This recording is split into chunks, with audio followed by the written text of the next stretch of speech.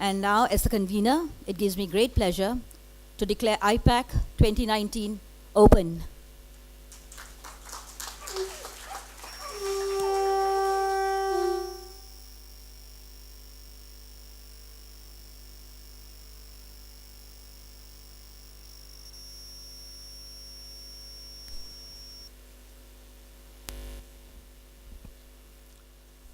Such a wonderful morning and such great pleasure to have people from different expertise, and from different fields coming together and joining us today. Thank you so much for joining us today. Uh, just yesterday evening, I was discussing with Dr. Vibhuti that how the interaction between the architects, the planners, and the policymakers, is it really taking place or it's not taking place? I was just discussing that, and on that note, I would say that there are just so many architects and just so many planners, policymakers, and they are the driving forces behind any development in a city.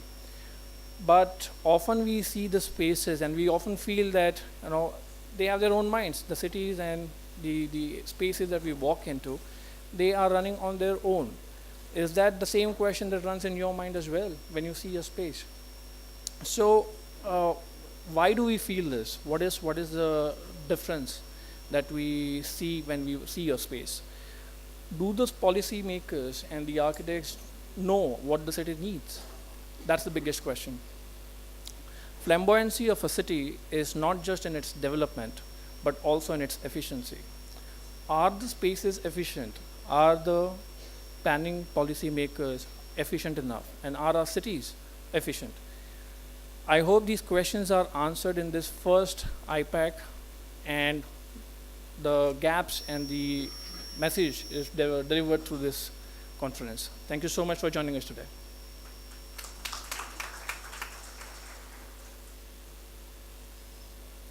Good morning, everyone. I welcome you all to the iPac, the International Planning and Architecture Conclave, hosted by the Sushant School of Art and Architecture and Sushant School of Planning and Development.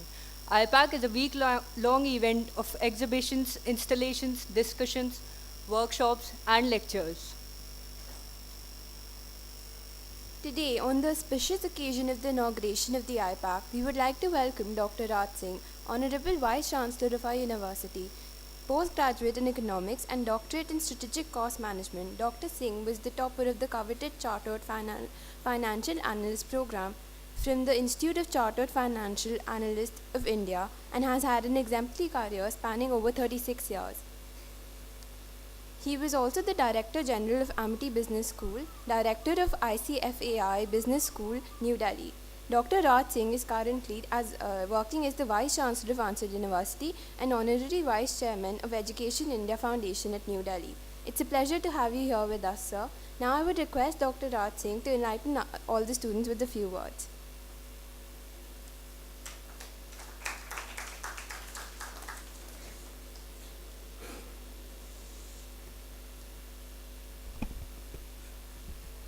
Thank you, distinguished guests this morning. Dean Dr. Vibhuti Sachdev, faculty colleagues, Trustee Mrs. Seetal Ansal, students, all the guests, delegates, ladies and gentlemen. At the outset, let me welcome you to iPac 2019, the International Planning and Architecture Conclave. I can just imagine how much of iterative process has taken to reach this name and the format of 5-day conclave. I welcome you to this conclave, which is, according to me, a confluence of architects, artists, historians, policymakers, urban designers, and perhaps I can't even list who all would come over next 5 days to take part in this Mahakumbh, which is also going on simultaneously. And we believe that over the years, it is going to be an event which everyone looks forward to. What I speak, you need to take it as a layman talking to you. As was mentioned, you must have heard that I am perhaps the only one who doesn't belong to the group which is going to attend this. But yes, as an onlooker, as a bystander, as someone who has benefited and sometimes suffered from the architecture and planning, have a right to say certain things as a person who is perhaps separate and different from the gathering which is going to be participating for next 5 days.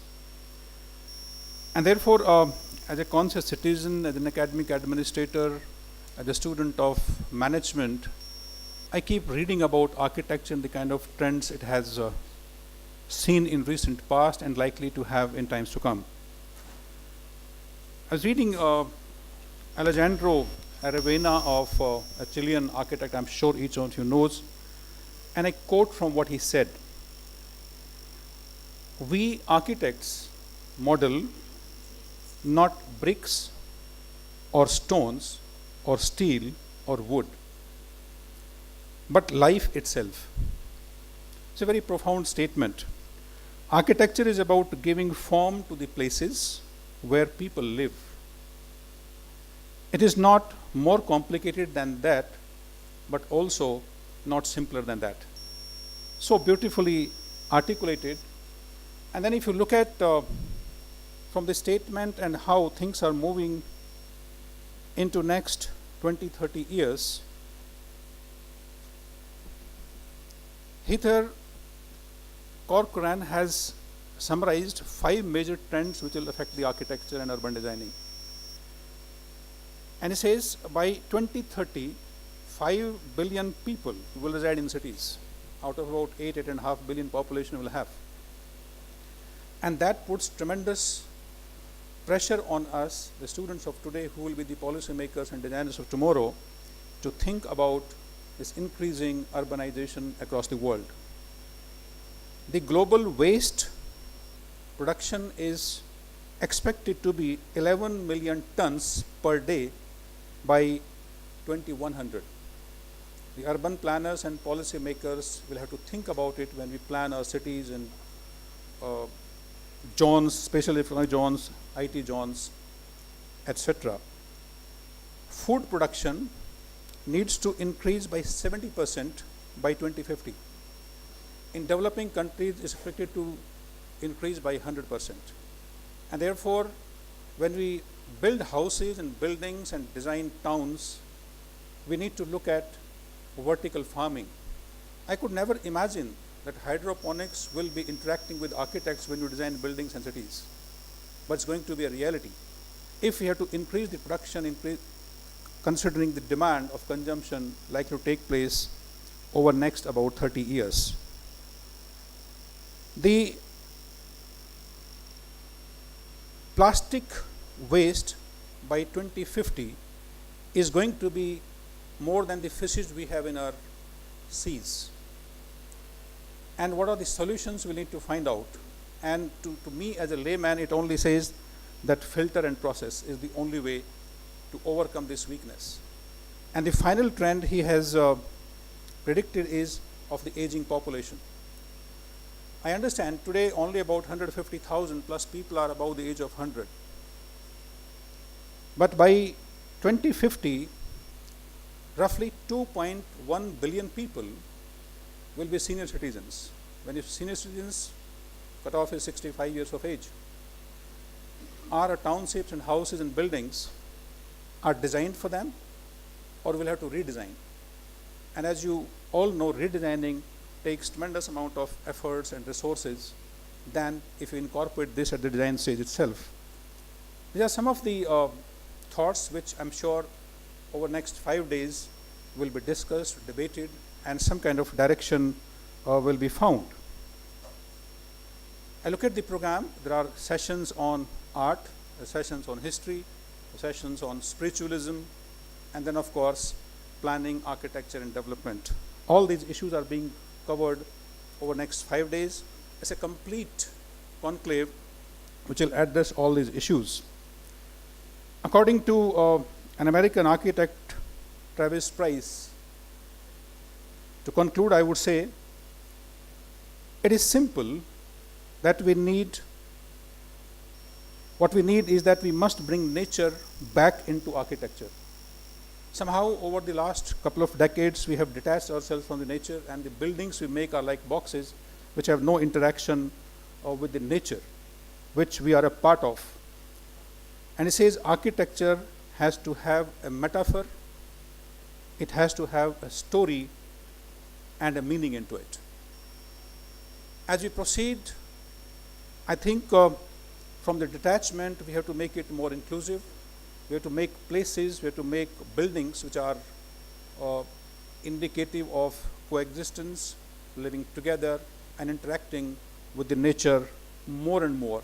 And I think that's the only way to bring back the identity, whether in terms of culture or religion or heritage, which I think the entire world is striving for, to the architecture. I believe that in times to come, architecture is definitely, of course, going to be technology based, but more onto the softer side, more onto the psychology of human beings and how we interact in that environment. It's a very, very exciting program which I look forward to for the next 5 days. We have galaxy of speakers, town planners, policymakers, not only from India, from across the world they will be participating. And what could be a better way to educate our students on the architecture of today and architecture of the future. I once again welcome each one of you to Ansal University. My colleagues, the team has made tremendous efforts to make you stay comfortable. They have been working very hard for last weeks and months. And if something is lacking, I'll be the person solely responsible for that. And I'm sure you will explore Sushant School of Art and Architecture, which has carved out a name for itself over the last 30 years. And the proud students will feel more enriched at the end of 5 days. Thank you very much.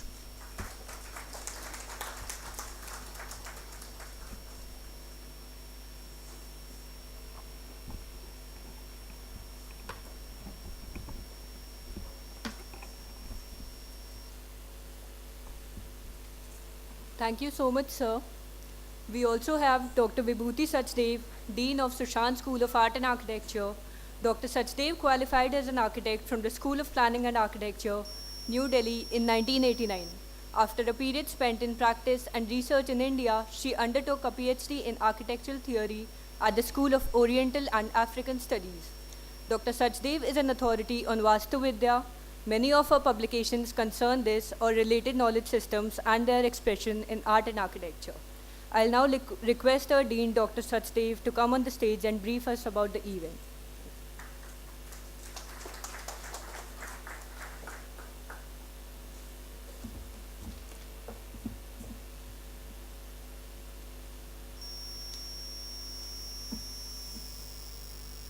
The third eye. What does it mean to be able to see beyond the physical? What is the mind's eye? According to various dharmic traditions, the third eye represents a way of seeing with and through intuition.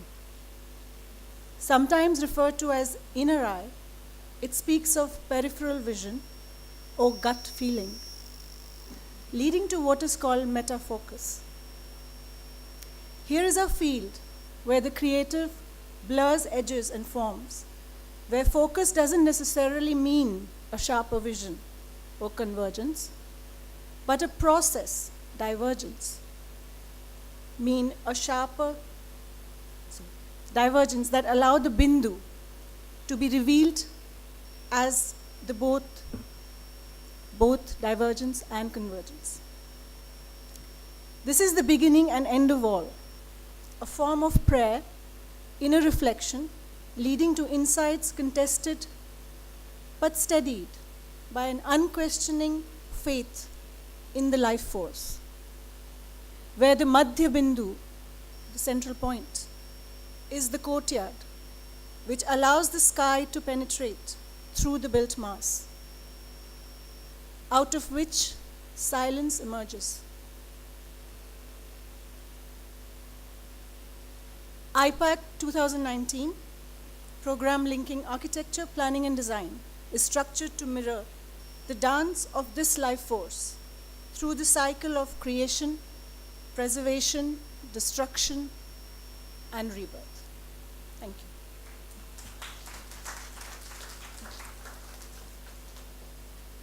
Thank you so much, ma'am. Today we've gathered here to discuss the role of art in architecture. Sushant School prides itself on its four very important USPs: art, critical thinking, heritage, and sustainability. Art has thus always been an integral part of the curriculum. To elaborate the same, may I please welcome Professor Mark Warner on the stage.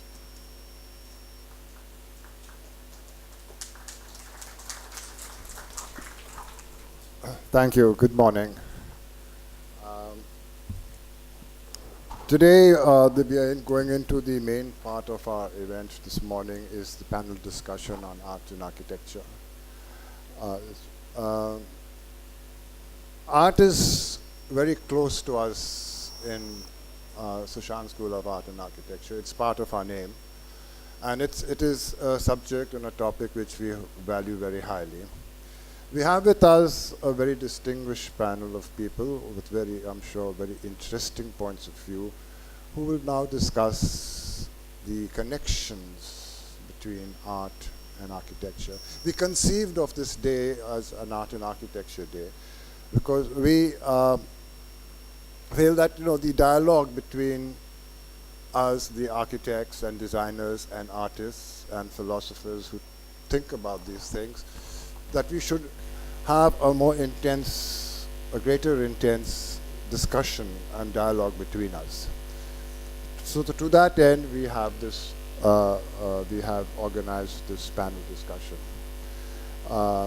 It will be moderated by our Dean, Dr. Vibhuti Sachdev, and Prachi will now introduce to us the panel members.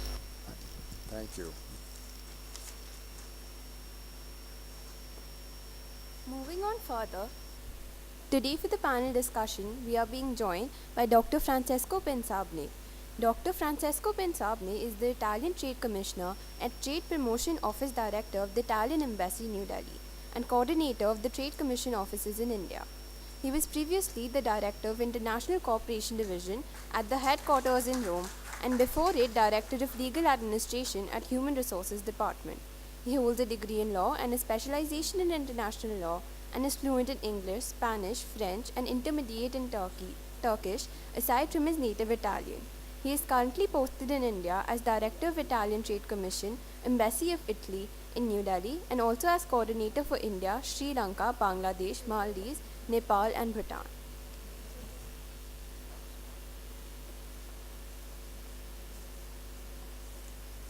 Also, we have MN Ashish Ganju here with us today. Munishwanath Ashish Ganju is a thought leader in Indian architecture philosophy. He has taught at the School of Planning and Architecture and the Indian Institute of Technology in New Delhi. Mr. Ganju was founding director of the TVB School of Habitat Studies, New Delhi.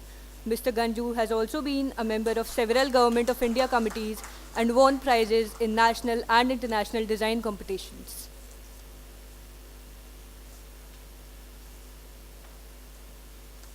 Then we have Mr. Satish Gupta joining us in the panel discussion. Satish Gupta is a painter, sculptor, poet, writer, printmaker, skilled draftsman, muralist, designer, and calligrapher. His works have a deep engagement with mysticism and Zen spirit. His works were exhibited at the Venice Biennale and Art Laguna Arsenal at the Deborah Colton Gallery in Houston in 2017. They have been exhibited in over 36 solo shows and at important art galleries and museums internationally, including Shanghai Museum of Modern Art and the Museum of Sacred Art, Brussels, and the National Museum in Slovenia. Satish is known for his monumental copper sculptures.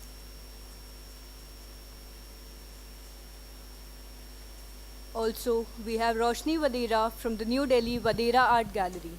She has a BA in Business Administration from Boston University and has studied art and its market at Sotheby's. In addition to managing 2 locations at the gallery, Roshni has also set up Foundation for India Contemporary Art, a non-profit organization, and is currently a patron of the Guggenheim Museum.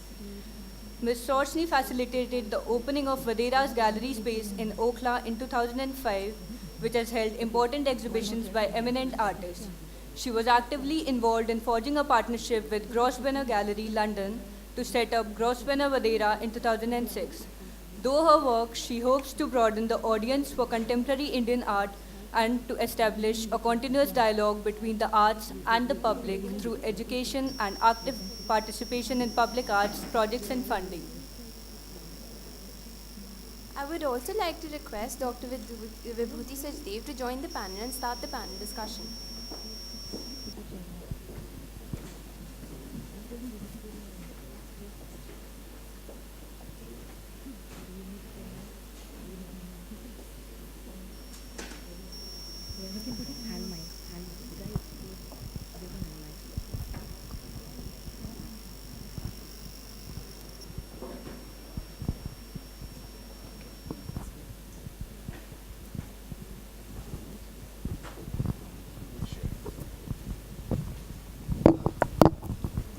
So, I think this, following the theme of art and architecture, I think we're going to explore universal themes that connect art and architecture, themes that shape our habitat, in particular our art and architecture, and the interconnectedness of disciplines of art and architecture. So how we've structured it is that maybe I'll ask each of you sort of a question which you may not want to answer. You could just say, I don't want to answer that, or speak about something else. But it is really the life force behind any creative work, whether it's collecting, whether it's trading, whether it's education, whether it's expression in art. That creative energy is what we would like to explore. So I want to start with Satish Gupta.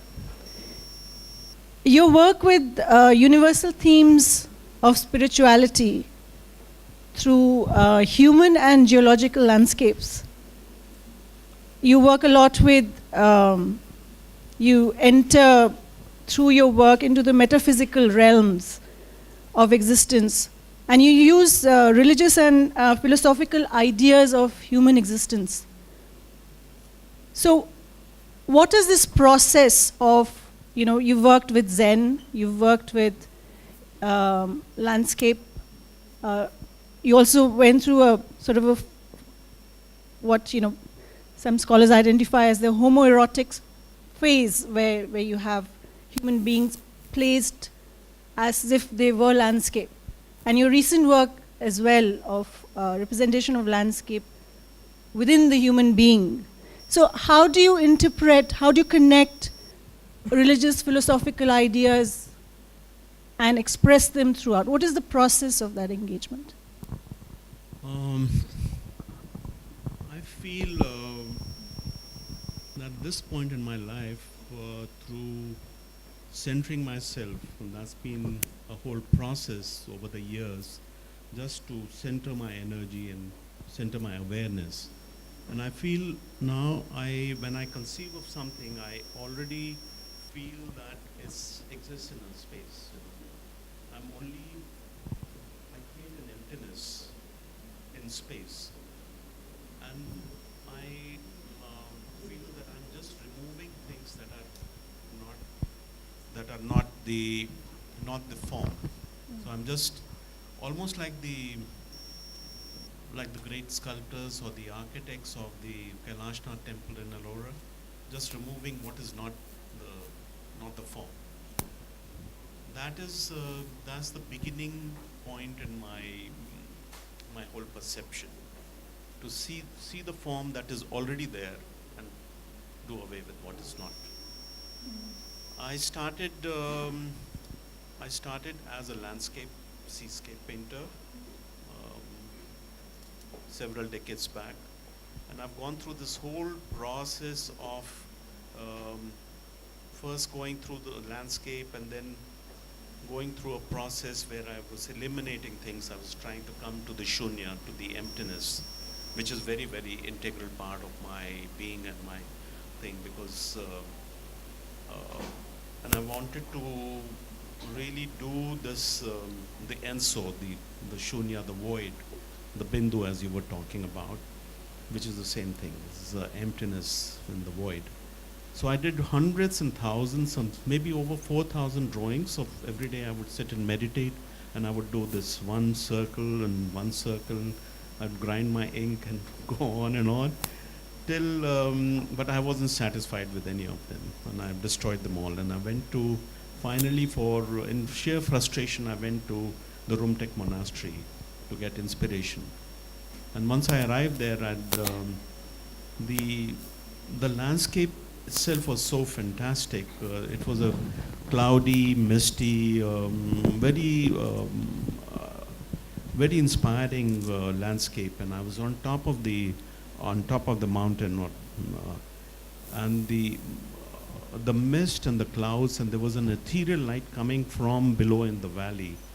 And I had my little sketchbook on a little pad, and I did this one stroke where it was absolutely complete. I thought I'd said everything I wanted to say, and I was totally one with the universe. I didn't exist. I was totally porous, and the whole universe was going through me. It was an ecstatic, almost like a satori kind of experience. And my feeling was to just jump into the valley and become, I'd said everything I wanted to say. But then some urchin who was holding some water for me. He tugged me and brought me back to this world. And he said, the monastery is there, you go and see it. So I went there, and the monastery was like, it was totally dark, and there were all these thousands of images of Buddha, gilded Buddhas were lining the walls. And the center was this big icon of Buddha. And I stood in the doorway, and I was wondering what it has to do with what I had experienced outside. I had experienced emptiness, totally this white, which was throbbing with life, just empty. And here it was dark and very, very intricate and all. Till the old Lama, he got up and he did an arti of the venerated the image, and that formed the same circle that I had just experienced. That, and the light reflected on the Buddhas and formed. So I took it that as a signal that now I can see emptiness as fullness. So it was a total reversal of vision, and I thought I'll change my palette. My palette was almost white on white. So I went to the desert and I started painting there. And there another transformation took place, and I started drawing. I met a camel rider who said, take my camel. So I started drawing him, and that's where the figure entered my palette, my canvas. So this is how this whole thing started. And I went into very deep, almost hyper-realism, which was, I never drawn figures before. I went into the minutest detail. And then again, now what is happening in the work is getting into emptiness. So it's a full circle. So was it your this experience being one with the void? Is that what drew you to Zen, or was it Zen that actually showed you the void? It was the search was always there. When I was a student, like most of you were young and aspiring and looking for things. And I was a student in Paris and was 20 years old, and I was questioning life. I was really questioning what our whole being is, what existence is, what nature is, what life is. And I couldn't afford any books, and I starved for books. I really cherish them, and I think it's the knowledge that one is seeking. So I walked into a second-hand bookshop, which I could afford a book, and I came across this first book on Zen, which transformed my life. And it answered many, many questions that I had about emptiness and fullness, and about the yin and the yang, and the play of opposites, and the whole Zen philosophy of being in the moment. But it posed so many more questions than it answered. And my search has been to answer those questions. Now I realize the questions themselves are the answers. So that's the whole journey, and that's the whole point where I've come at. And one more question that I've often wondered, why, so having emptied your landscape of human being and then you enter back into the human form with, as you say, so much intricacy and detail.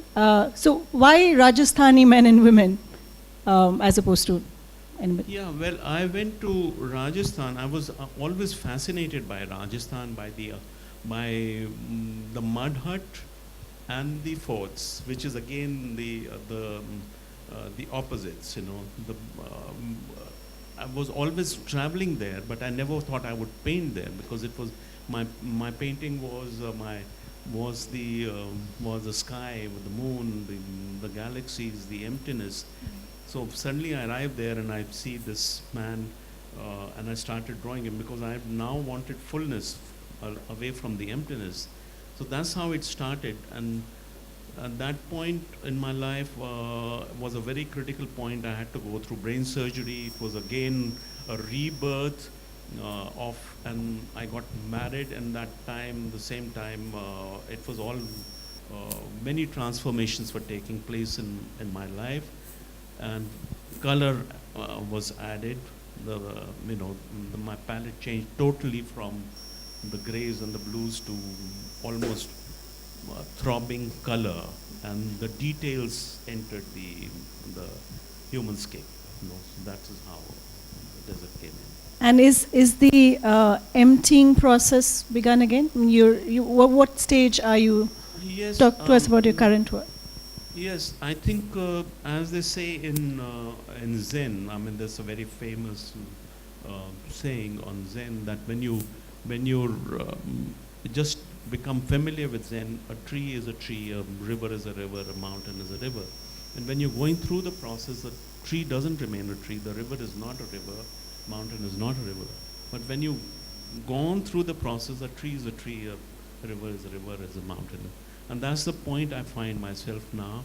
I'm revisiting the landscapes that I've done, but with a new eye. Thank you.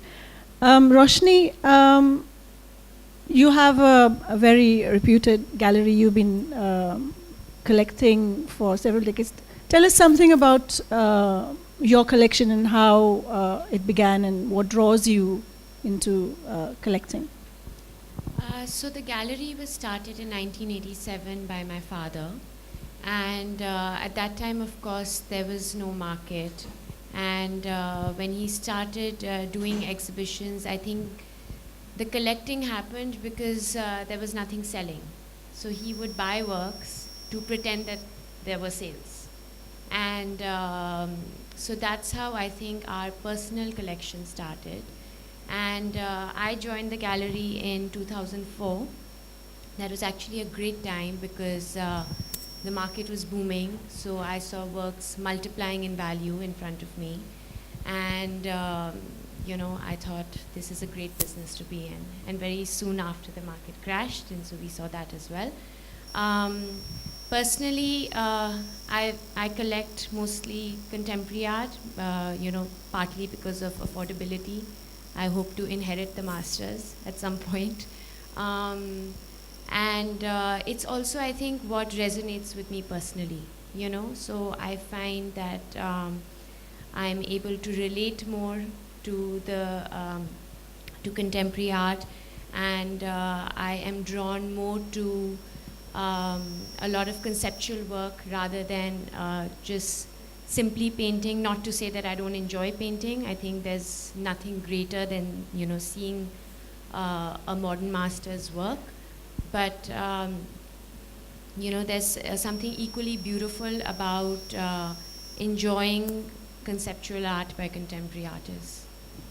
So what is happening in the arts? And I want to talk about a bit about your eye. What is it that attracts you to a particular contemporary artist? What is it that you look for in a piece of art? I think the story is important, So, for example, there's an artist who I represent. Her name is Shilpa Gupta, and she's probably one of India's foremost contemporary women artists today. and her work is about political borders. It's about very often about women, about how sort of one sees borders today, how one is, there's a sculpture that I showed at the art fair recently. It's based on the famous, Japanese proverb that was made famous by Gandhi about speak no evil, hear no evil, and how it's relevant today in what's happening in the world today. So I find those kind of ideas important and exciting in terms of how they're translated into contemporary works of art. So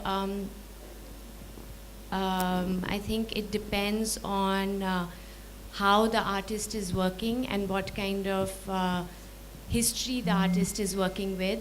There are artists like Atul Dodia who work with art history, cinema, everything that's happening around them in the world today, and how that again gets translated into their works of art. So like I said, I think the story is very important. And you have one of the nation's most significant collections of art. What are the universal themes you think have remained since your father started collecting, and what are the themes that you think have become outdated? If you look back at your collection, and I think it's very personal. I don't think anything necessarily becomes outdated. Today what's happening in contemporary art is that, it seems like painting is outdated, but it's not, because like I said, there's nothing greater than seeing a wonderful, painting.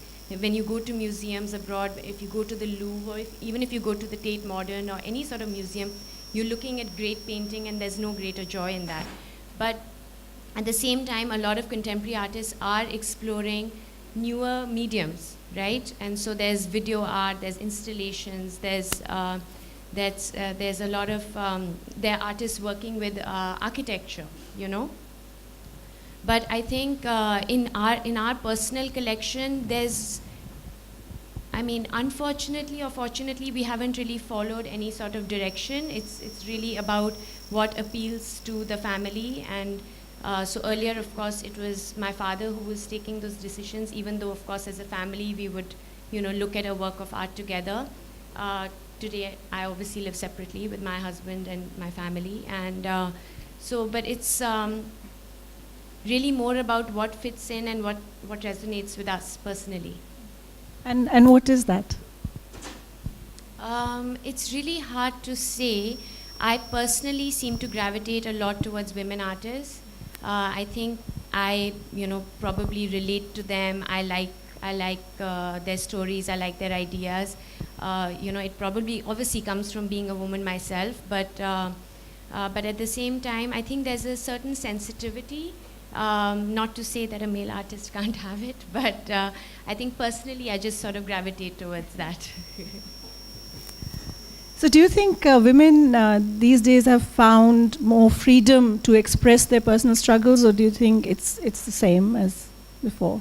Do you think there's the voice is bigger, or? I think the voice is definitely stronger. It's an interesting time that we live in. Of course, the art world in India has been through a huge sort of, it's been, quite interesting the last few months with the whole Me Too movement that's hit the art world, especially in India.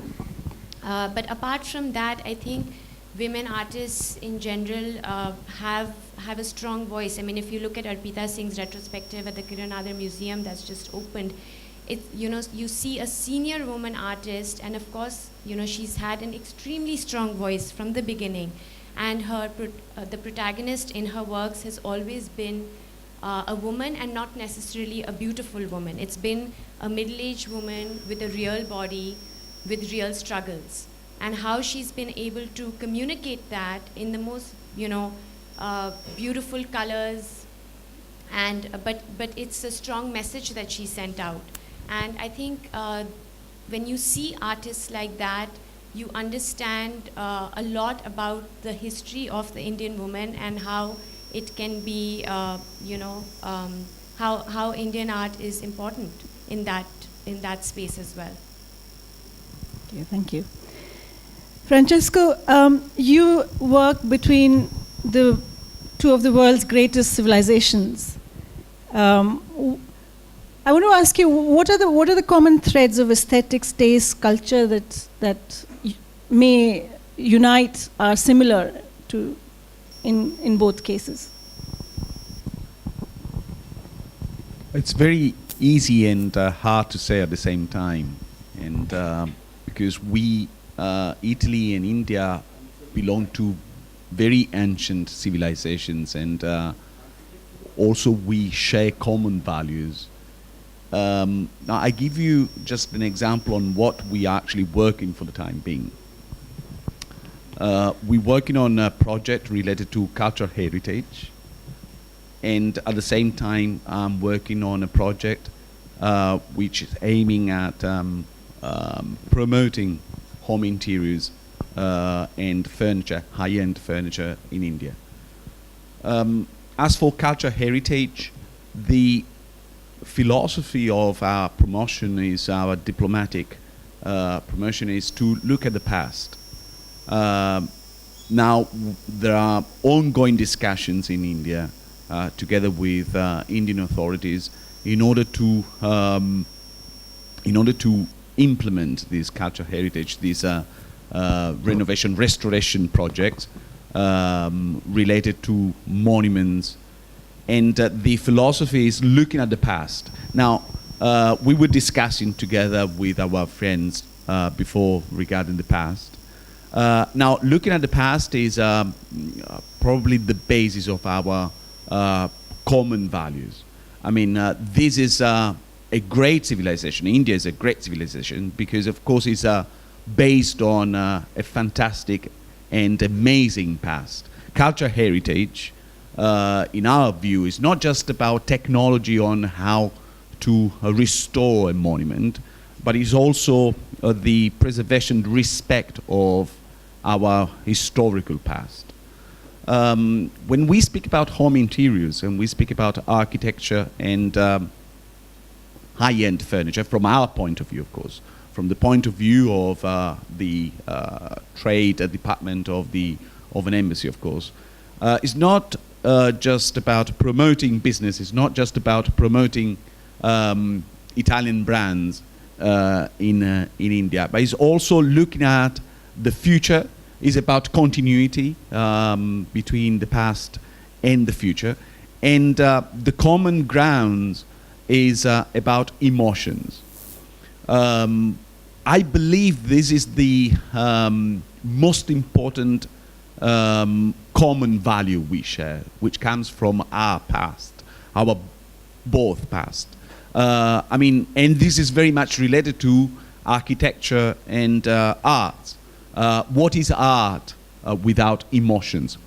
And of course, art is emotions. So this is the interconnecting principle between cultural heritage and architecture. And promotion of furniture, promotion of high-end home interiors. Try to transfer emotions. And we try to transfer emotions picking up from the most important points of our common histories.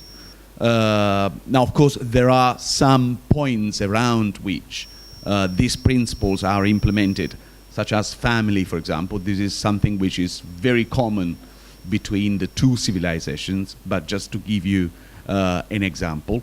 And my idea, my personal idea, is not to promote business only. I mean, when I launch a project in India, it's not about promoting business only. I mean, have to say I'm quite an atypical trade commissioner, because I'm trying, of course, it doesn't mean I succeed in doing it, but I'm trying to build up emotions that could link, that could interconnect people more than trade, more than business. I think that the concept, my personal concept, I mean, the principle I try to implement is about physicality. I believe, this is my personal opinion, and I'm sorry about this, I think that we are losing the ancient principle of physicality in terms of interaction, in terms of looking in each other's eyes, in speaking. I mean, we are much more hidden in a way behind a screen. Nowadays. So the idea is promoting cultural heritage, promoting furniture, promoting art in my work is to be implemented on the grounds, on the platform of physical interaction, which has nothing to do with materialistic. I'm not speaking about this. I'm speaking about human interactions, which in my opinion needs to be implemented and sustained more and more. And give us an example of how art, architecture, emotion get into trade.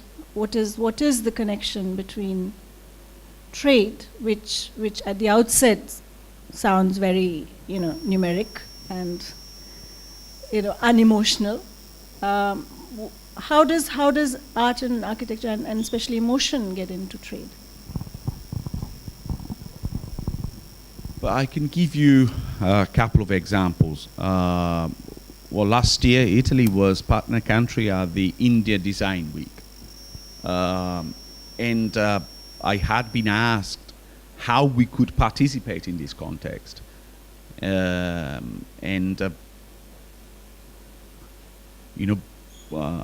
have to say that both Indian and Italian authorities had asked me to bring over to India the most important Italian architects. I had been asked to show some projects that Italians had implemented over the years, over the decades. On the contrary, I did one thing. I don't know. I mean, I think it was a success. Probably not from the business point of view, but it was a success from the, so to say, social point of view. And I'm trying to explain what I mean. I organized together with Triennale. Triennale is a museum and an art of design in Milan. The so-called Under 35 exhibition. So only architects under 35 were invited to showcase their projects in this context. And the golden rule was I didn't want to have any famous artist or architect. So the idea was to show new ideas which could be implemented in our physical and social life. So the idea was something which could be important for industrial design, something that could be valued in the business context, but at the same time that could be used in our social life. And the 35 exhibition was very important because we created a very strong interaction between Indian designers and Italian designers in particular. Now, another example is about urban restoration. This is This is a project on which I'm working at the moment. I believe that when we speak about cultural heritage, when we speak about restoration, we could also focus on the present. So I was speaking about cultural heritage as the past. In my opinion, urban restoration is something that actually connects trade and art and heart, the heart and art of feeling, and the heart and art of making the others feel emotions. urban restoration. So imagine to restore completely, looking at, of course, by fully respecting the urban values of a context. Imagine restoration of a district, restoration of a city, or restoration of some parts, in order for people to communicate physically again. I mean, this is something which is typical of the Italian society. People get together outside the business context, the workplaces. It is for us very natural indeed to stop in the street, in a square, and have a conversation. And this is exactly, I mean, this is very similar. It is exactly the same in India. That is why, and I'm saying this not to flatter, that is why I feel at home very much indeed. I'm from south of Italy. I'm from Sicily, actually, and it is for me to be at home because of these very strong and warm emotions I always feel. I mean, it is for me natural to have a conversation, not just in an official context, or within a conference, or in at work, or with other diplomats. It is for me normal to have conversations about everything with a stranger on the street in a public space. Now, implementing restoration projects, urban restoration, and try to give or try to re-give beauty to a space in order for physical and social communication to be implemented, is an idea on how to link trade and emotions and feelings. So I'm not just focused on cultural heritage, so restoration of monuments and artistic places, but also very much fond on urban restoration. So that's interesting. So bringing emotion back, or bringing emotion into trade, probably is your sort of a edge. That is my edge. I think not just the bringing. I think that, but this is my point of view, and but not just because I want to be idealistic. Not just bringing emotions into trade. I think that trade and trade relations, diplomacy is about emotions. I don't think that trade and trade relations between entrepreneurs coming from two countries can have a successful deal, can have a successful business between each other if there is not emotion, if there is not a large amount of feeling. It can be about money and business only. The minute a deal, and this is my experience, the minute a trade relation is based on business only without emotions, then that deal will be a failure. But surely, you would stumble upon, conflict when it comes to profit making in trade, and then you're emotional on one hand, and then you also have to sort of, do your balance sheet. So how do you? Do you feel that these are opposites really, and at times put you in a difficult dilemma? Well, I have to say, I don't have any problem in telling you that it is not a secret. I mean, I very often. No. I very often I'm very tough with Italian entrepreneurs, Italian companies who think that they can come over to India and be focused on selling and exporting their very beautiful items whatsoever. And they're focused on what they manufacture, and they think they can be successful just because they produce beautiful things. In that case, they don't have to come to me. I mean, I'm not available. Of course, I'm a government officer, and of course, I'm in my capacity of trade commissioner. I cannot say, okay, I agree with you, I don't agree with you, I choose what I want. I cannot say that. As far as you are fair and you trade a legitimate thing, I'm available, of course.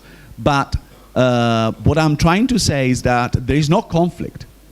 There can be conflict between trade, profit, and emotions. Apparently there is, but if the two companies, if the two entrepreneurs, if the two worlds do not interact and do not try to enter the other's world, then there cannot be any trade. It is a complementarity of features. And in my opinion, since it is the Italian entrepreneur that is willing to come to India, is willing to export to India, is willing to build up business in India or with an Indian company, it is up to us, it is up to him to study, appreciate in depth the civilization, the emotions, the culture, the context of this magnificent country. Now, I think that before trade, before getting into trade, there must be not just respect, but emotion at the same time. So I don't think there is a conflict. Again, according to my personal experience, the minute emotions and trade do not speak each other, they don't find a balance, that deal will be a failure, in my opinion, sooner or later. Thank you. Ashish, you've had a really interesting journey, not only in practice and education. Tell us a bit about your role as an educator and of architectural education, and role of architecture as nurturer of life. Start with education. Well, you said that the theme of the thing is universal values. Yes. And education is about values.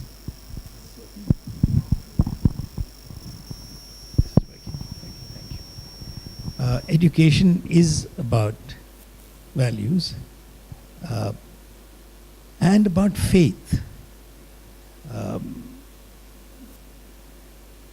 And especially in a country like ours, as you know, my fellow panelists have been, I think, uncovering some of the what lies below the surface of a civilization like ours. I got into education in a sense because of Jhabwala, whose works you are exhibiting there. And he called me one day because I'd just come back after my studies abroad. And, deans of schools are always looking for fresh victims to catch, So he got hold of me at a party and said that we must come and see me. And he said, you're a Kashmiri Pandit. When I went to see him, and look at the directory, how many Kashmiris do you have, the architects do you have in the directory? None. I mean, Guptas are there, lots, Agarwals are there, Bansal is that. He said, no, Kashmiri Pandit, so you have no chance. So you come and teach. And he enrolled me in the school. I said, look, I have no experience, and there was an advertisement in the papers about hiring staff. I said, I don't qualify. He said, don't worry, I'm king here. You just apply. And he actually took me on. So I got into it, and I found that I could speak to students and some thing. But as a consequence of this, I was always interested in the aesthetics of architecture.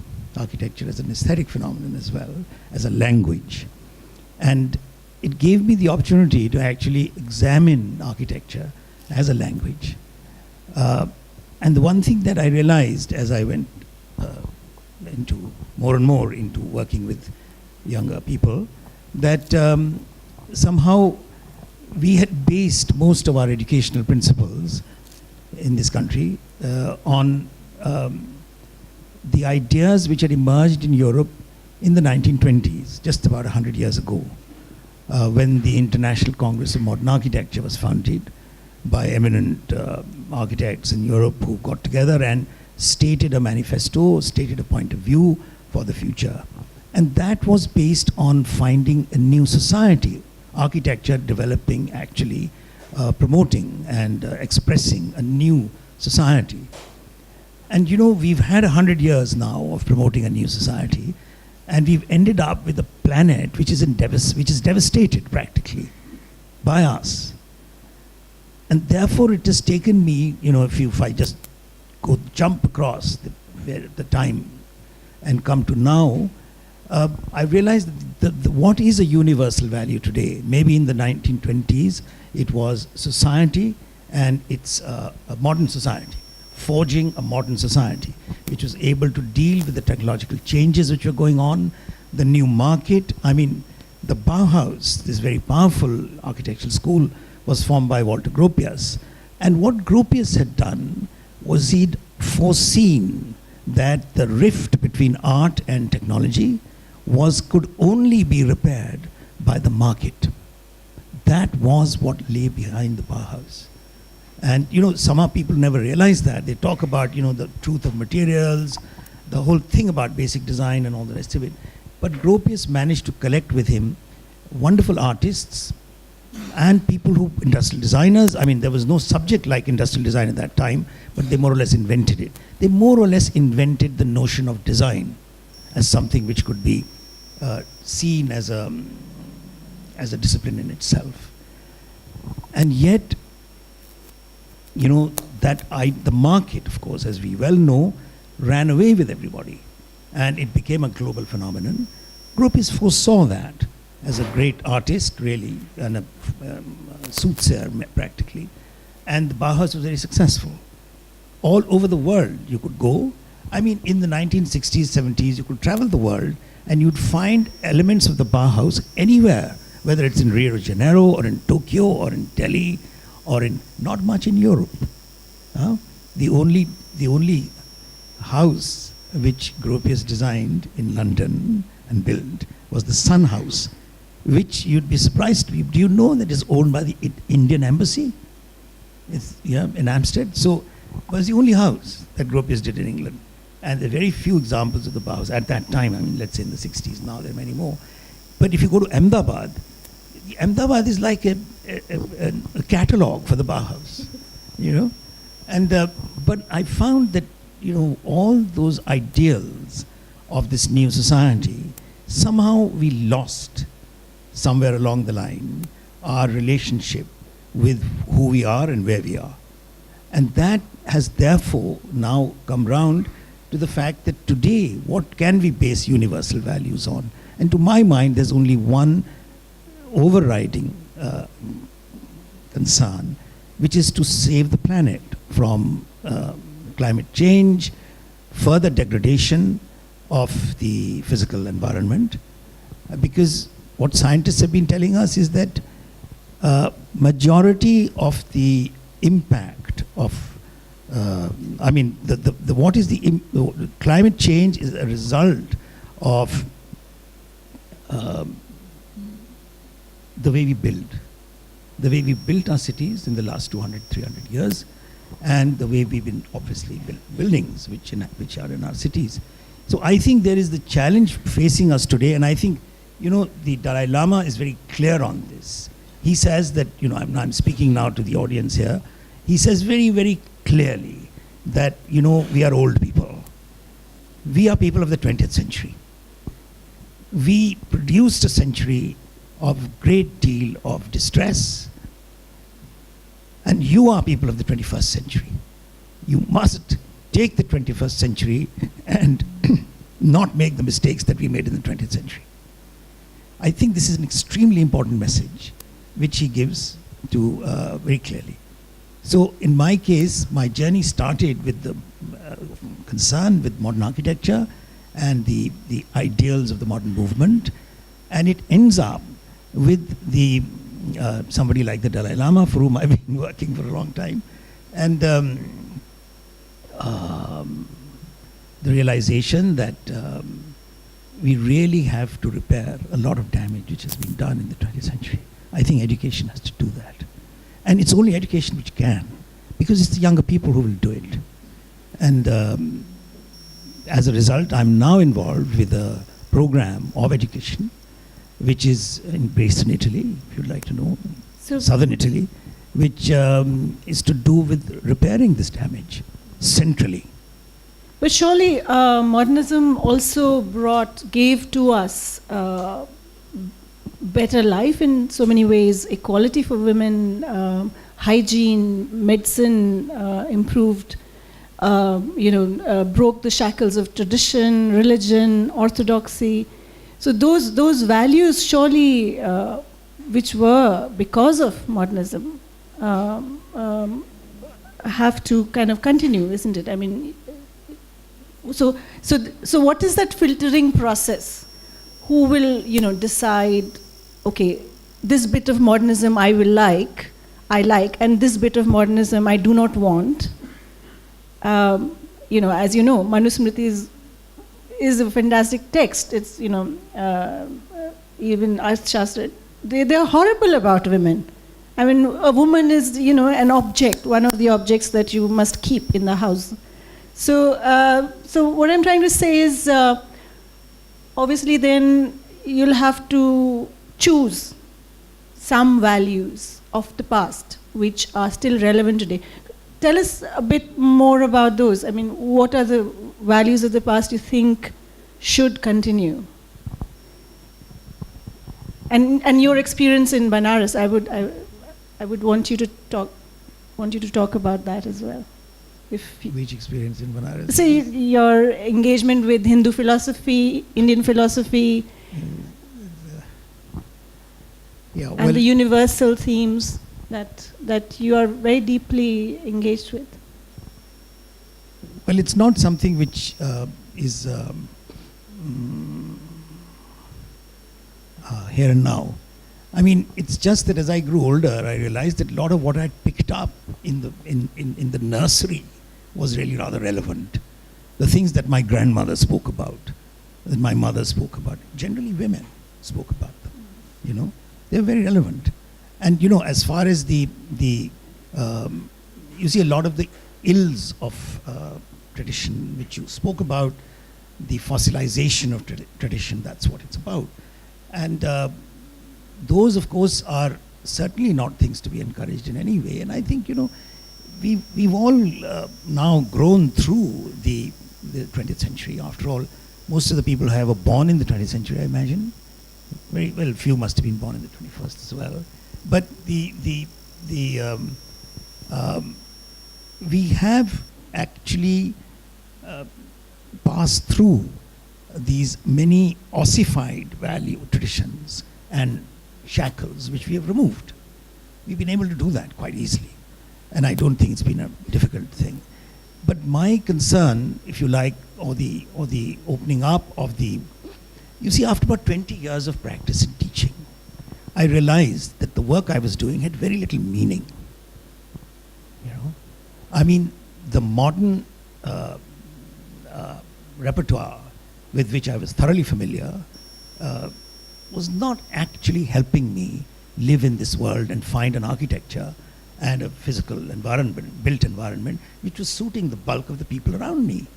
I mean, when I started teaching at the SPA, before you were there, I think, I just said to myself that, I've come to a country where I've come from abroad, so which has 80% people living in rural areas. And in this eminent school of architecture, nobody's concerned with rural people. It was only in the 80s when people started to first do projects on, we took the first set of students to Chanderi to look at an old city, very rich with tradition and culture, and what to do about that, restoring it and making a better place for people. So that was in the early 80s, like late 70s, sometime like that. Till that time, there was very little awareness of, the vast panorama of our civilization, which somehow modern architecture had hidden carefully. But now, of course, it's not quite like that. There's been a lot of interest in all this, and we've had, a number of agencies and a lot of work being done on the past. But I think your question was something else. I'm sorry, That's fine. Yeah, you've covered, yeah. That your question had to do with? The universal themes. Universal themes today. Today, Yeah. or in our traditional values, which you think Yes. are still relevant today. Yeah. Well, I think a lot of my fellow panelists, Satish, everyone spoke about the various themes. Yeah. They are relevant. I think but I think what is really rather more important is how to integrate that understanding into our educational system. You see, that is my particular concern. We have all these wonderful traditional values everyone has, and we've all had them at home, but we've not had them in the university. We've all got them from our elders, and generally from, as I said, mothers and grandmothers. So I feel that there is, and of course the point that you make about emotion is an extremely powerful issue. And I realized that when I after many years of work, that I was always placing reason as the primary mover in my work and in my dealings with people. And but actually I was told that the tradition here, or the culture here, demands that you have the right bhavna. Bhav, which is actually the value or the emotion. So I thought about this. I said, this is an extraordinary thing. I've been brought up to believe, at least in the formal educational system, that reason comes first, reason is primary, reason helps us. Reason is the way we verify our reality. We feel our reality, but what helps us to verify that this is useful or beneficial or actually related is reason. Fine. And reason is, of course, the highest form of cognition. But I went around, the bulk of the people and everybody around me, they actually worked according to emotion. If your bhavna is correct, then your reason can function. I'm reminded of a short story I read the other day by Chotilal Bharani ji, who's also a collector, who describes reason as the wife and emotion as the mistress. So it's there is a conflict, but then it kind of fulfills one aspect. I want to come back again to universal theme, and this time, of course, language and emotion, and this time to beauty or taste. And would like your views on that. So, Satish,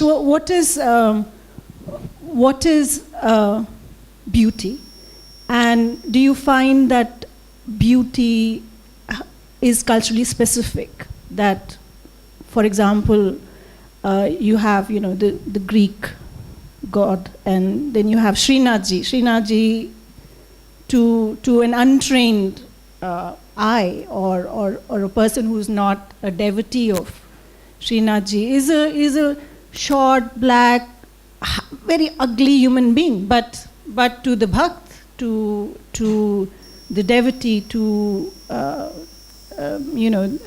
is the most beautiful man in the world. In the universe. So is there a kind of a cultural aspect to beauty? Sure. Can you hear me all? Yeah, of course, the cultural aspect is very, very important. But I think with art we can transcend that barrier. I think the beauty is inherent and we can transcend the cultural things once we go beyond the physical image. We go to the inner beauty. That is what sustains. That is what gives it life.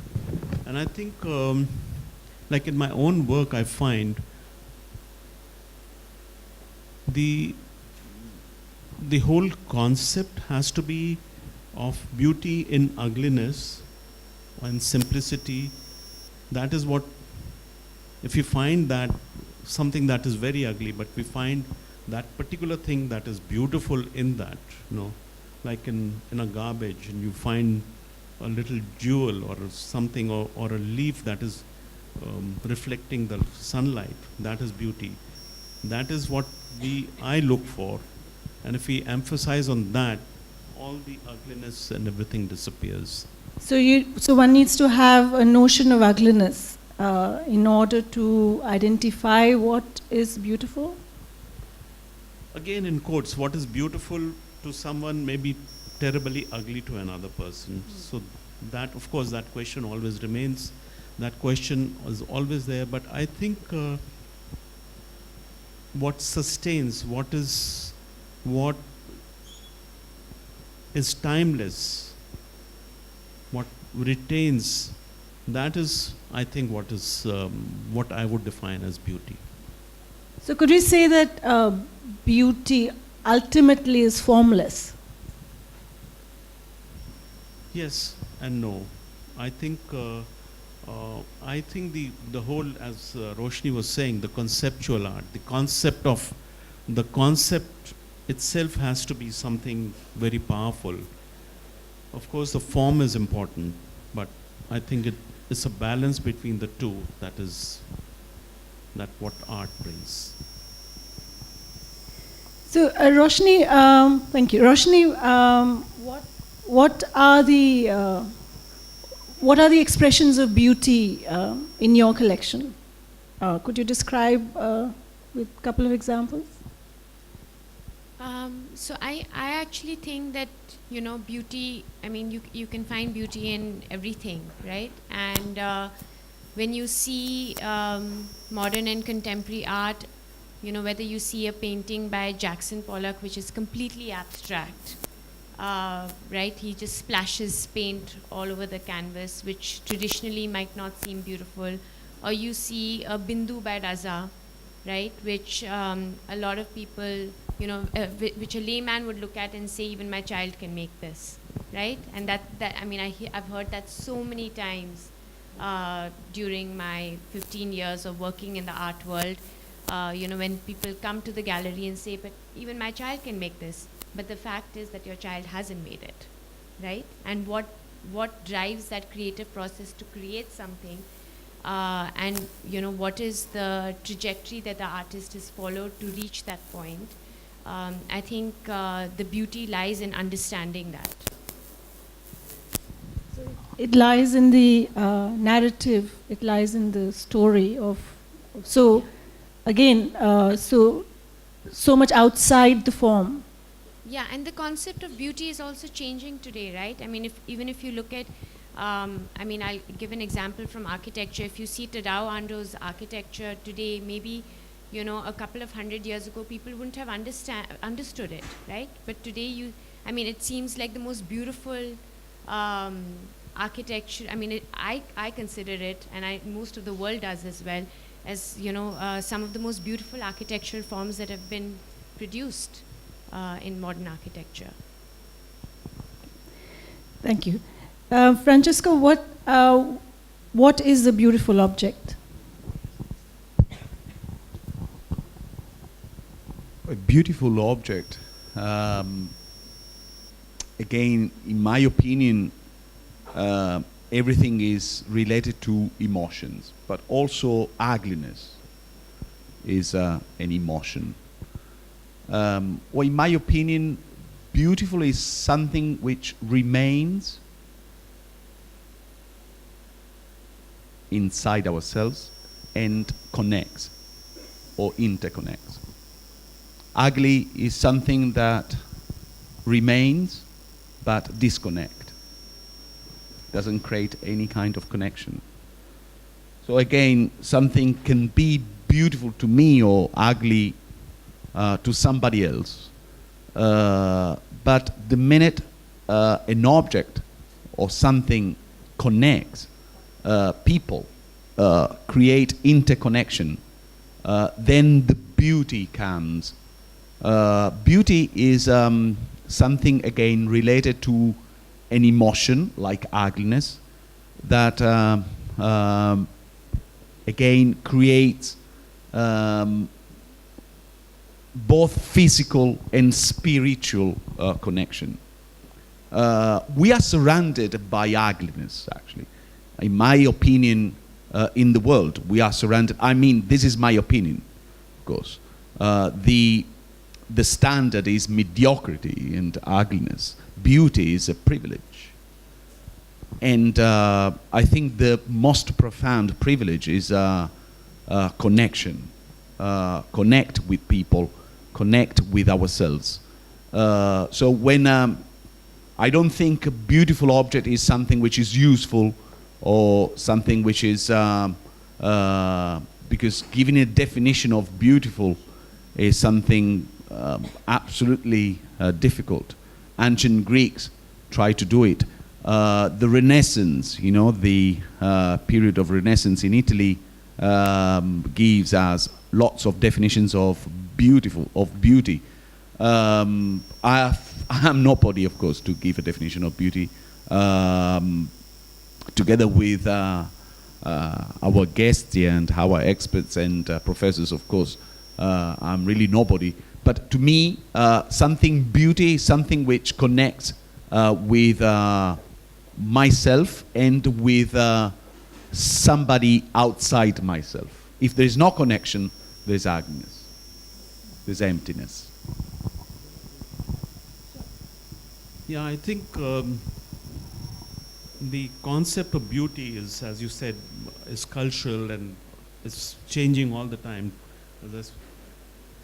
To someone, some object is beautiful, and if everybody agrees on what is beautiful, the world would be very ugly. You know, there would be only one thing that is beautiful, and it would be terrible, terrible world. Can I add one thing, please?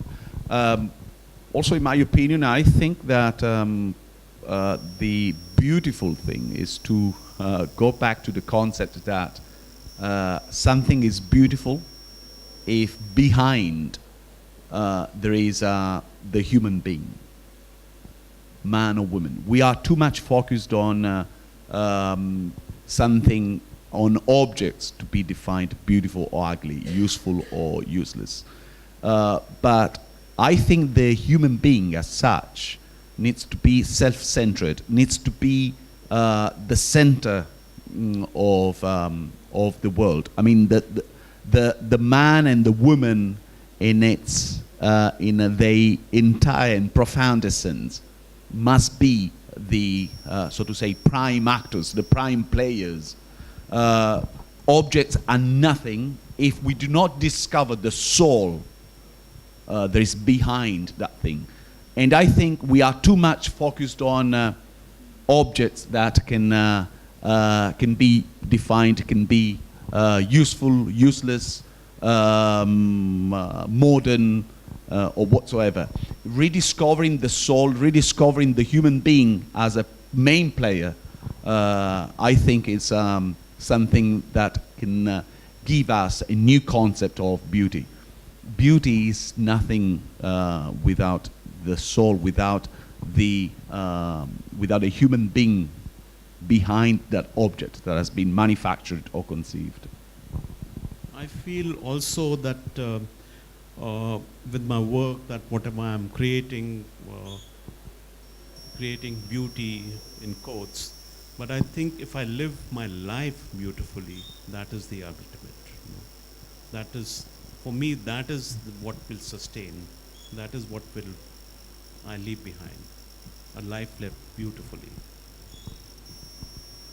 And what are those conditions of a beautiful living? What?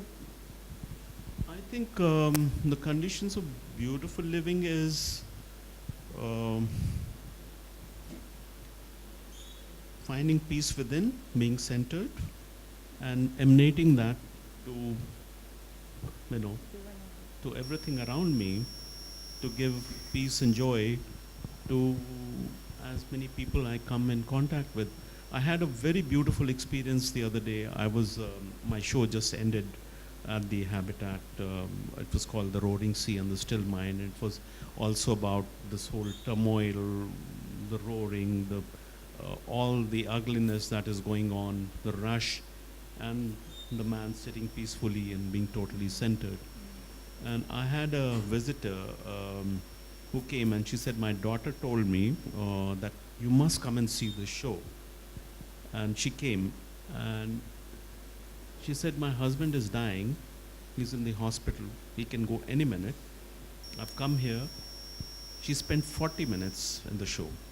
And she said, now I'm at peace. I can face the world. And I thought that was, for me, that was the greatest compliment that I could get, that I could give that joy and spread that and have that person. That I think is beautiful. Yes, thank you. That's very moving. Yes. Ashish, you've pondered on universal theme of beauty and also reflected very deeply on what role beauty has in architecture. Tell us a bit about that and your program that you're running in Naples. Is it Naples? Sorrento. Sorrento. Yeah.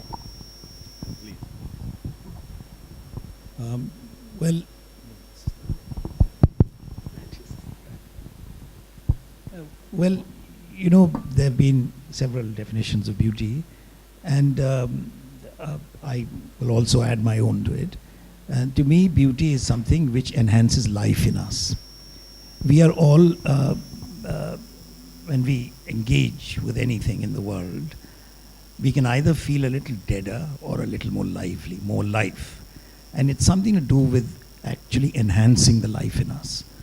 There is, of course, a very technical explanation for this, which is given in the, as you know, in the theory of aesthetics, the Rust theory and all that. And it has to do with the integration of the Jivatma and the Paramatma. Well, should I translate in English? Jivatma is the life force, of the vital life force, and the Paramatma is the subtle life force, the subtle force, which permeates everything. So when you integrate the two through your body, you therefore then, what the Greeks called a catharsis, you emerge with, and what we call the opening of the 1,000-petaled lotus. You know, when the 1,000-petaled lotus opens, that is the point where, life actually reaches a kind of climax. And that is the point where beauty emerges at its best, as it were. Now, that's just a kind of definitional thing, but, professors always have this terrible habit of defining things before we begin, But your question actually had something else. You asked about the program. Yes. Well, in order, you see what's happened now, I go back to the 21st century, the beginnings of the 21st century, is that I got involved with the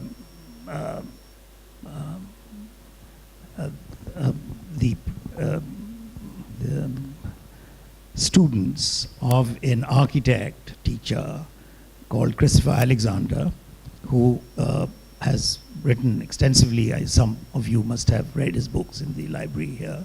So should we ask students, how many of you know the work of Christopher Alexander? He's a very significant theorist.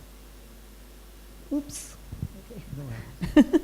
Well, so he was very popular in when we were studying in the 80s.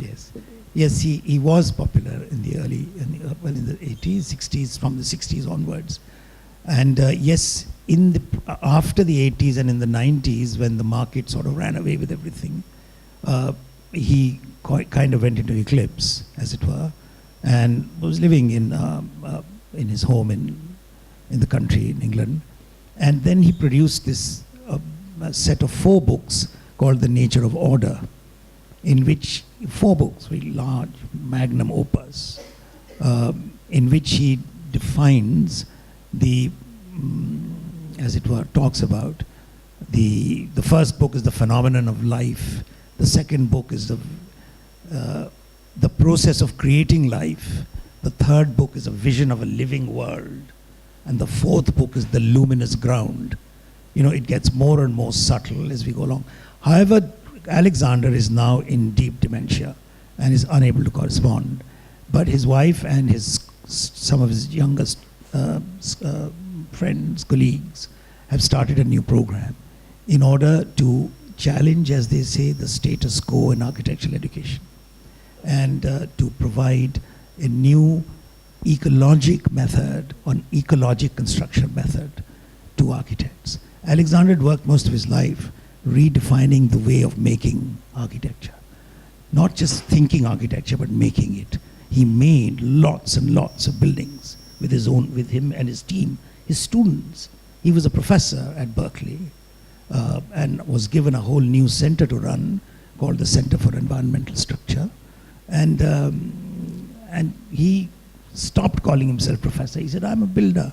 And he started building because he felt that, what was happening in the 20th century was somehow losing touch with life and emotion. It was losing touch with life. So they've set up this program now. I'm part of it. I'm on the faculty and I'm helping them actually design the program as we go along. We've already done 1 year, and the program is called Building Beauty. And it runs in an old nunnery in Sorrento. Well, it's an institute now. It runs classes for all kinds of things. But it's a program with an international faculty and international set of students. And we are trying to find a method of making beauty part of our daily lives through what we do, what we build, how we build. And we believe the 20th century kind of lost it in this respect. So we've done 1 year. We've had 1 year. It's a master's program at present.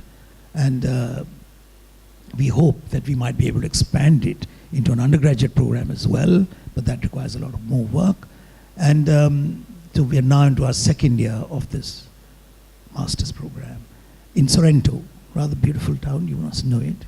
And tell us a bit about the program itself. How is it different from the regular architectural curriculum, or does it add on, plug into who takes this program? I mean, where do you get the students?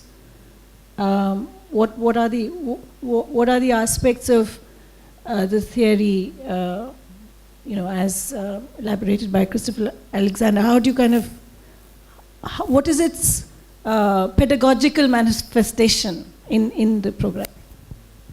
I think it'd be a shame, Vibhuti, to try and describe it in a few minutes. Sure. Yeah, there is a very good website, which I would suggest that everybody see. It's a very clear website.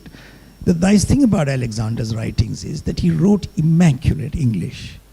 It's very easy to understand, it's very simple, and it actually is full of meaning, easily full of meaning, because it's just well written. It's like a well-made building, You find it is beautiful, regardless of what style it may actually be coming from, but it's just very well made. Like in all of our life and civilization, craft. Why we value craft so much? Because it's to do with making, and making is to do with enhancing the life in us. Because that life you share with the object that you make. Once you do that, when you set up that relationship, hence this program is with that the theory behind it is actually to get the students to make things. And it starts with making small things like tiles, like pottery, and then it goes on to making larger things. And in the end of the year, you end up making a piece of the campus, actually with your own hands. So in this process of making with your own hands, of course you're getting theoretical work going on side by side. There's an international faculty, and like last night I was up till 11 o'clock at night because there was an online seminar I was attending of this program, which had an international faculty online, and it was happening in Sorrento at the studio with the students and their teachers, several of them. But we were all participating because what we were doing, what we are also doing at the same time, is going through or engaging with a theoretical proposition. And that theoretical proposition is what the 4 books of the nature of order. So in a sense, it's got a very ancient method. Like in our civilization, as you know, I mentioned to you, perhaps, that the Indian Council for Philosophical Research, I persuaded them to do a seminar on architecture and aesthetics, but to in fact uncover philosophy behind what we make in architecture. And this, the first thing he tells me, he says, where is the Granth? Please tell me the text from which we can work. And you know, I've worked a lot with the Tibetan Buddhists, and there's always a text. Whenever the Dalai Lama gives teachings, he doesn't invent any knowledge. He goes to a text, an authoritative text, whether it's, you know, Chandrakirti, or whether it's his favorite is, of course, the great Nalanda master. Anyway, they're all Nalanda masters. So it's the text. So we have a text, and we read the text together, and we discuss it. And in doing that, we bring in structure, history, geography, I mean, all of it can come in.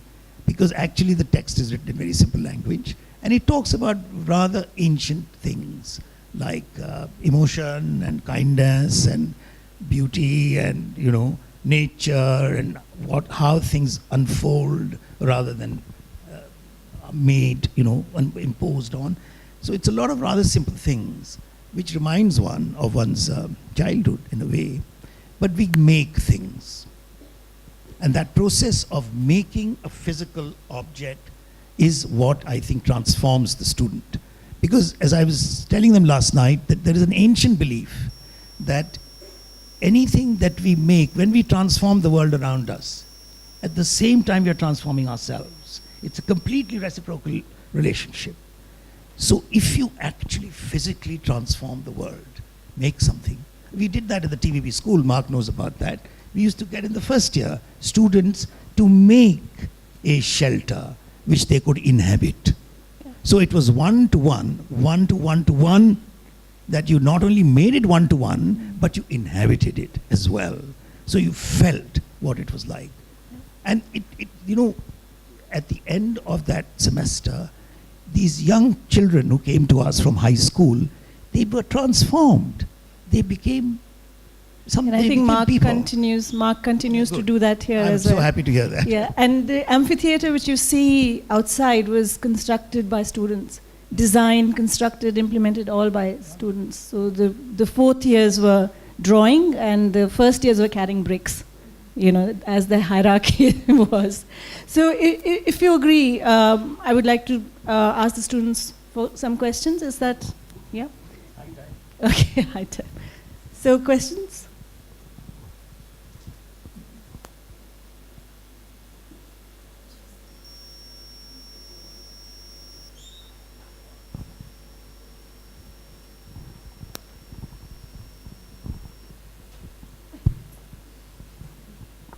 Hello, sir. My question is to you, Sir Francisco. Basically, I feel that there are a lot of all the conventions and everything that we see, all the different religions and everything that we see in India. And you being from Italy, you would notice a lot of them there too. Are there any commonalities between both of the countries? Common things, which you briefly touched upon, like both are emotional, both talk a lot, both eat a lot, and family, and anything else? Yeah, for eating, I mean, that is one of the most beautiful emotions. I mean, the cuisine, Indian cuisine and Italian cuisine, just to pick up an example. Many more than we think. So thank you for your question, because it is very important. I mean, this is what I always, of course, I've been here for 3 years only. I mean, you cannot really say that you know a place if you don't spend at least 10 lives and then you understand where you are. So with 3 years only, I can tell you that from my point of view, there are lots of similarities, many more than we think. War family is the first example. I mean, we have the real concept, the same concept of family and gathering, getting together. So for us, when you marry a woman or when you marry a man, you marry the entire families. So first of all, you marry the mother-in-law, but you marry everybody, and so you have to be conscious that family is not just a woman or a man, but it's a society. And so we have the same thing in Italy, and above all in southern Italy, where I'm from. This is, well, in my opinion, this is the most beautiful thing again, because probably I'm consistent with what I was trying to say. This remains and connects. When I was younger, you know, I was struggling and I was trying to be independent and more independent, and I wanted to escape in a way, you know, from rules of staying together. Now, I always look for that. I always want to go back to those values, the values of family, the values of staying together. Because after all, we are alone, and there's nothing more important than family. I think one of the richness, one of the beauties of India is the concept of family. The cuisine, that is a fantastic value, because this is related to culture, this is related to emotions again. Now there are many more examples. Culture, for example, also the getting together, gathering, the way we enjoy life. So I think there is one thing in common in particular. It is very difficult to enjoy life, you know. It seems to be a very silly and theoretical concept, you know. Enjoy life. What does enjoy life mean? Enjoy life is also, you know, know how to spend some time with a friend of yours, having a cup of coffee, or without necessarily looking for absurd or impossible things. You know, feeling the joy of our time, staying together, socializing. I think this is something which is very much related to our tempers. We are people of warm blood, warmth. I think this is one of the, it is easy for me to say this, but believe me, I'm very genuine. One of the millions of things for which I love this country is the warmth, which is something very beautiful. Probably this is the most beautiful thing. That makes us all feel very good about ourselves. It's also about for students to study, so not just enjoying and socializing. Any other questions? You can do both. You can do both. You can socialize. Well, architecture students do socialize and study in this studio, so it's part of their learning. You? Hi, I'm Arvind Singh, fourth year student. So my question to Mr. Ganju is, sir, when we see urbanism, we see it from and a sustainable part of it and an ecological part of it. We see it from the lens of LEED and Graham annuals for sustainability, and for ecology, we randomly talk about how to plant trees and notions of how to incorporate the green city, the garden city concepts by Hoover and everything. But what do you think that the future of the world should look like from your experience? It's a very large question, isn't it? You should tell me what the future should look like, not me. You know, but in terms of sustainability, the general metrics of the how you measure sustainability is through carbon footprint, and I think that's a very thin theoretical construct, that you cannot measure sustainability through simply the numbers, carbon footprint business. And I think Griha has gone rather off track, got, derailed because of carbon footprint, which nobody really understands what it means.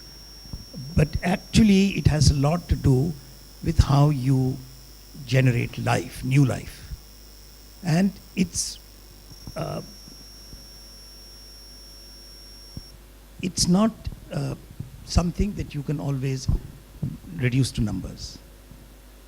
The whole notion of ecology is about the survival of a species, not of a human, one person. It's nothing to do with the individual.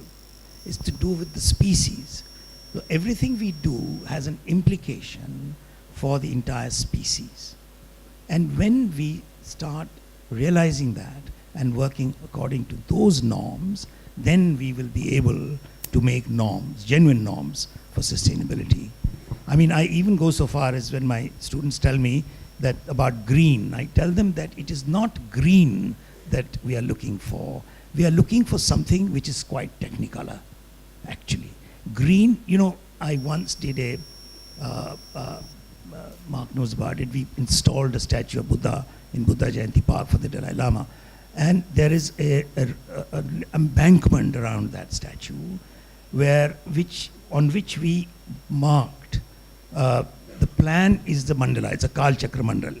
And on the periphery, on its circumference of the parikrama, there was an embankment, and we wanted to put the 5 elements on that embankment to show how how you inhabit the void. It's the elements, and we started putting the elements, and the Dalai Lama came for a site visit, if you please, and we had given colors. We'd done a lot of research to find the colors of the elements, and of course, we were marking it in stone. And the funny thing is that we just started, and I explained it to him that we are starting with on the outer edge we are having the black for the void, for space, and then we are having red for fire, etc. And at the base we are having earth. Now he said, you're completely wrong. It's upside down, because what is placed in the center, the Buddha, is actually the most subtle of our experience. That is the Buddha. And therefore, you must work from the most subtle of the elements should be nearest to Buddha. That is, the bottom near, the inner place. So we did put colors, and the colors are there. You can go and see them. And I believe that each element has to be represented by a color. Green is the color of space, but you have fire, you have water, you have earth, and you have wind. And when you can balance all of these out in an energy spectrum which enhances life, then you are doing something which is sustainable. And then you're leaving something, you're making a future. That's the way to make a future. It's not green, it's technicolor. That's beautiful, thank you, sir. Hi panelists, my question is to Roshni ma'am. So ma'am, you have been collecting art for a while now, and from your experience, what do you think is the importance of space in art and architecture?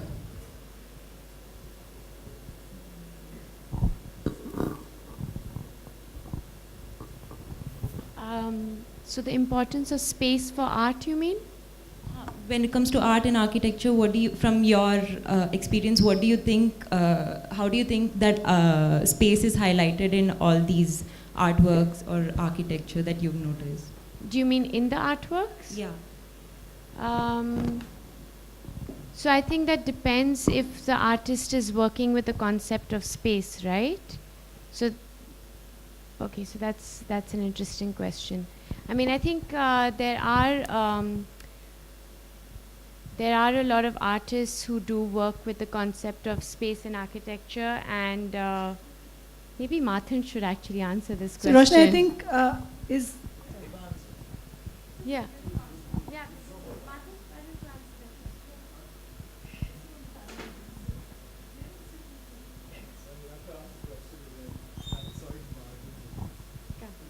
Because Marthand is actually, of course, a great architect who is also a contemporary artist. So it would be nice for him to answer the question, because I think it's meant more for artists than for me. Hi, sir. Hi. So, how do you think the role of space has been highlighted over time through art and architecture? So, I mean, for me, in my practice, I don't actually look at it as a binary. I don't look at this aspect of architecture and art as two separate things. I think that for me, in my own practice, I can answer this question only from my own space. So, from there, I look at it more that one feeds the other.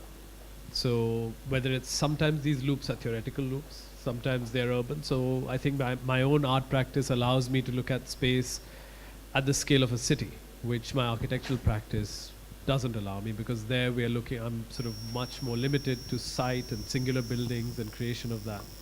But I think the larger questions are left sort of unanswered for me. And so for that, I find that the art practice becomes a really very critical tool to understand urbanism and art and architecture. But there are other practitioners who sort of start to blur these boundaries. So I think we could go back to, I mean, presently you'll see someone like Anish Kapoor is sort of moving into this realm of architecture, where they're starting to create space at a huge scale. Richard Serra as well. You go back to Corbusier, look at Chandigarh. I mean, the fact that, you know, he's built these incredible, the Tower of Shadows and the Pit of Depression. I think these buildings, you know, so where does art begin and where does sort of architecture stop, or equally the other way around? And I think that, you know, these sort of blurred boundaries actually make for very interesting and interesting points of discourse, conflict and of synergies, I think, within art and architecture. But I don't know whether I've answered that. Well, thank you. We'll stay. Tell us a bit. No, please stay. If you three are comfortable in that, it looks quite cozy. Would you like another chair? No, welcome, Martin. Tell us a bit about your work and how you work with universal themes of that shape our habitat. Well, I mean, I run an architectural practice which is now about 17, 18 years old. And it's a varied practice. It's sort of, we work a lot with a variety of communities. So presently we're working with waste pickers in Pune. We're working with, we've done primary healthcare centers. We make children's playgrounds, but I also do high-end homes, and we do institutional and corporate buildings. And somewhere, I think about 10 years ago for me, I found that I was unable to fulfill my own intellectual sort of curiosities about the city, and I think that was frustrating me while I was making, as I said, making individual buildings. And I started to look at labor at that time. I started to look at legislation related to the city, from where initially writings emerged, and then but I found that I was more comfortable, and I found it much more useful to be able to express myself through works on paper and through sculptural works. And so I went in there, started looking at labor, I started looking at material. So I started creating sculptures and paintings with brick dust at one stage. And from there, I think an architectural the sort of art practice has sort of evolved, but it also keeps feeding back to the nature of projects that I choose now, or sometimes even formally they start to sort of influence each other. So I think that's a little bit about what I do. Thank you. So, any more questions? So this question is for all the panelists. What are your views on the future trends of art and architecture? So let me unpack that a bit and maybe individually ask each of you. Given that you know there is a there is a drastic change in how we are looking, how we work, how we retain knowledge, how we archive digitally. Technology has changed how we are actually enjoying or socializing even. We are socializing more and more virtually rather than physically. So given these changes, what do you think, Satish first, how is it going to change? Is it or not going to change the direction of your future work, or you would want to explore or bring in these changes in your future work? What are the future trends in that personally for you? Yeah, I think the virtual world is very important. We are in a virtual world. We are living a dream. We are a dream. So I don't see any dichotomy between the virtual world and this samsara is a dream. Nothing is solid. Like we feel that, yeah, okay, this object is solid. There's nothing solid. We are in a dream. So there is no particular difference between. Yes, but there is a immediate reality and there is a grander reality, and I think understanding both and being in tune with that and seeing something beyond, now going deeper and deeper into the true reality, as I would say, is what I'm searching for now. Yeah, but given our students, I mean, the first years are millennial kids. I mean, they are, 21st century students. I remember in the 80s when we were told to draw, and the kind of feeling we used to have when you kind of press the 2H pencil on a cartridge sheet and it glowed, and it somehow fed into the design as well. And the students do you feel the same way when you draw a line in AutoCAD? I mean, so what I'm suggesting is for you to have that brush stroke, obviously, is an emotional experience that again feeds back. Yeah, that is, I think, saying that, I'm saying conceptually, the virtual world, we have to be aware that it's the same thing. It's not a difference.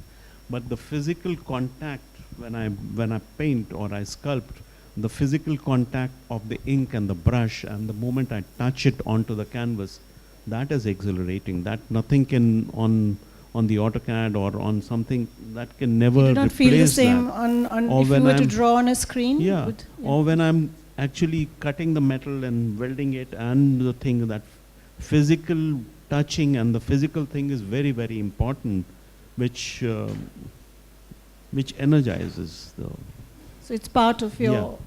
Yeah, it's very, very important. So Roshni, I also wanted to, yes, please do, and I have a question for you as well related to that. So, I mean, I was just going to say that, I'm a romantic like that, right? I think there's nothing more beautiful than an artist actually, painting himself, producing work on a personal level, but it's changing so fast, right, in how contemporary artists are producing work. So more and more when I go to, artist studios, when I'm visiting them, I see works being produced digitally. I see works being produced on the computer. I see artists who are conceptualizing their works on the computer, and the works are actually being produced in another country by somebody completely different, and to be exhibited in a third place. So it's, and of course, the latest thing now is, of course, AI, right? And how AI is going to replace the human artist. So, I mean, the new book by Harari, 21 Lessons for the 21st Century, talks about how AI is actually going to replace the human touch. And what does that mean really for people of the next generation, and how will art be collected, and how will art be produced? So that was my question. So give us your thoughts on how do you think, if you were an astrologer, how would you predict the future? I mean, I definitely think that will happen. I I don't think that artists will stop making work. I think, you know, romantics like me will continue to appreciate you know, human artists who are producing work themselves. But you know, already, like I said, when I go to young contemporary artist studios, the artworks are being produced in a very different manner than how they were produced 10 years ago. And Francisco, will you be able to retain that physicality of trades, given that there must be so much pressure on kind of using the virtual, using the digital in your work? How do you resist or how do you retain what you spoke about earlier about the emotional content when everything is so kind of distant and removed?